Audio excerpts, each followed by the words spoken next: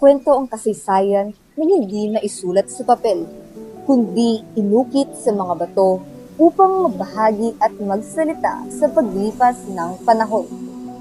Matatagpuan sa bayan ng Angono, Rizal, ang Angono Binangonan Petroglyphs, isang pambihirang pook na naglalaman ng mga sinaunang ukit.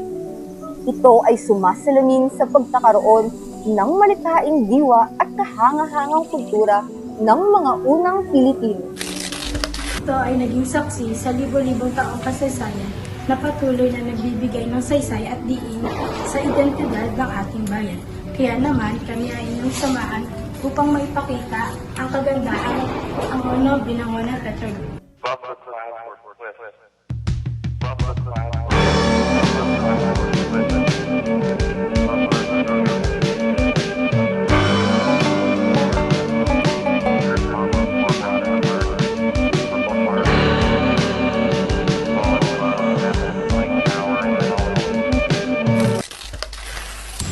Sa paglalakbay na ito, hangad namin mabigyang buhay at pansin ng kasaysayan, hindi lamang bilang alaala ng ating nakaraan, kundi bilang yaman na nararapat na pahalagahan, ingatan at ipagmalaki sa mga susunod na henerasyon.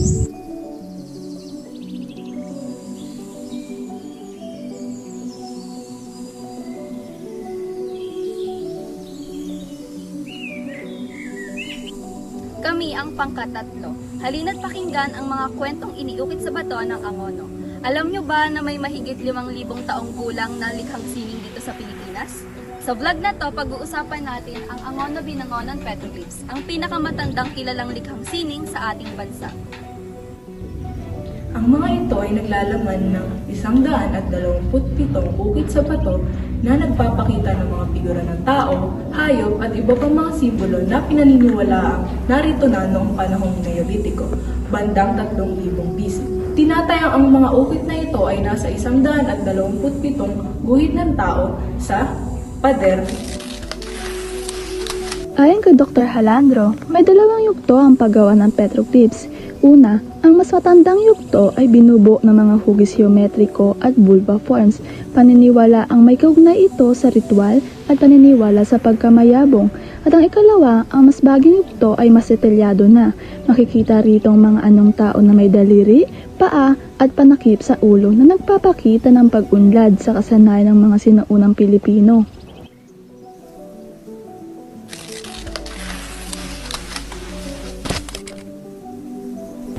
Napakahalaga ng Angono Binangonan Petroglyphs dahil isa ito sa pinakamatandang sining sa Pilipinas. Isa itong patunay na may malikhain at mayamang kultura ang mga Pilipino libo-libong taon na ang nakalipas. Dahil sa kahalagahan nito, idiniklara itong National Cultural Treasure noong 1973 at isinama sa UNESCO World Inventory of Rock Art noong 1985. Ang Angono Binangonan Petroglyphs ay hindi lang mga ukit sa bato. Ito ay buhay na patunay ng ating kasaysayan at identidad bilang Pilipino. Kaya naman mahalagang pangalagaan, pag-aralan at ipagmalaki ang ganitong uri ng pamana.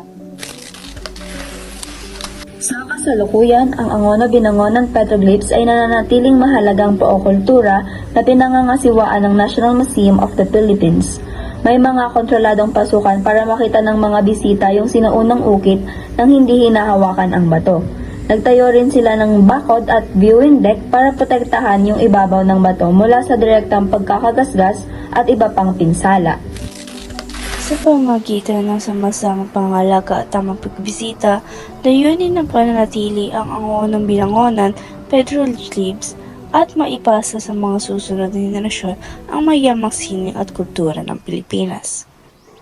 Bilang tugon, ang National Museum at iba pang pangkulturang organisasyon ay nagsasagawa ng environmental monitoring, kontroladong turismo at mga programang pang-edukasyon upang maprotektahan ang petroglyphs. Pinapayuhan ng mga bisita na manatili sa tamang daanan at sundin ang mga patakaran upang mapanatili ang kayamanang ito. Ngayong nakita at nalaman na natin ang kahalagahan at kagandahan ng Angono Binangonan Petroglyphs, baka nais mo ring pumunta at masilaya ng isa sa makasaysayang lugar sa ating bansa? Hindi lamang mabubusog ang mata mo sa magandang tanawin, tiyak din na may aral kang matutunan at daan sa iyong pag-ibig. Hindi lamang ito isang simpleng pasyalan dahil ito rin ay isang buhay na aklat ng kasaysayan. Mga kwentong iniukit ng mga sinaunang Pilipino mahigit 5,000 taon na ang nakalipas. Patunay na noon pa man ay mayaman na sa kultura, paniniwala at malikhang diwang ating lahi. At dito nagtatapos ang aming paglalakbay sa mga kwentong hindi isinulat kundi inukit sa bato. Kami ang pangkatatlo nagpapaalam ngunit umaasang ang mga kwentong ito ay mananatiling buhay sa inyong isipan. Hanggang sa muli at huwag kalimutang bisitahin ang kasaysayan.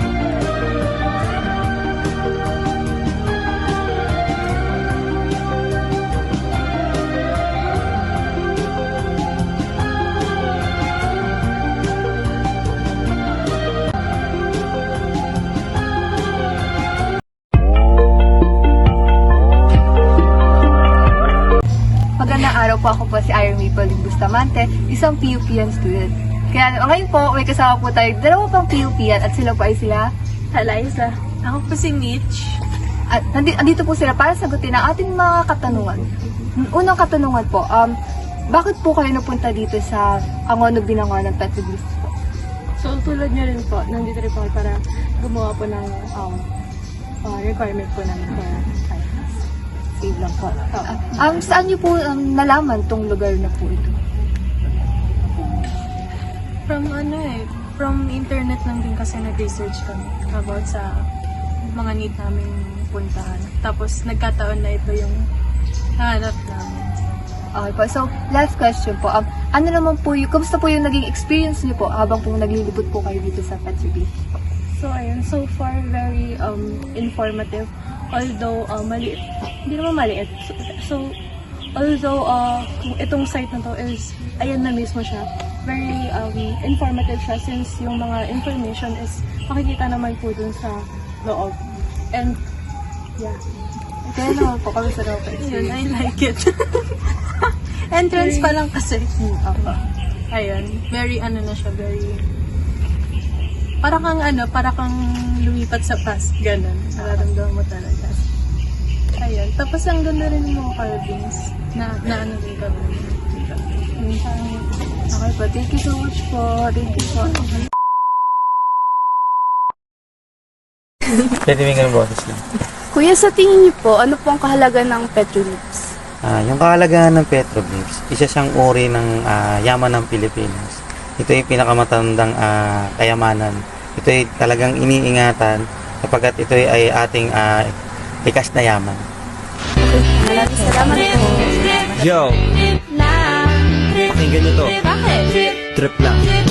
Halika na naramadali ng talaga. Pangako pagkatapos humihinga ka padali na pare mag-iiwanag na kung di ka sasabay maiiwanag ka. Ang isip ay wag na gawing pangdalawa.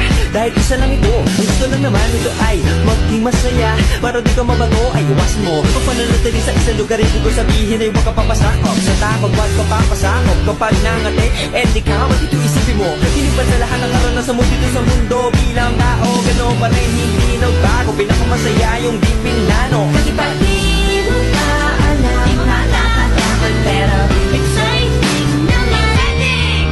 Yeah! Sumabay nagsimas na ng bahala. Oras na subukan ang di pa nagagawa. Minsan lang kaya magpakaligaya. Mag-enjoy, magsaya, walang mawawala. Trip, trip, trip, trip lang.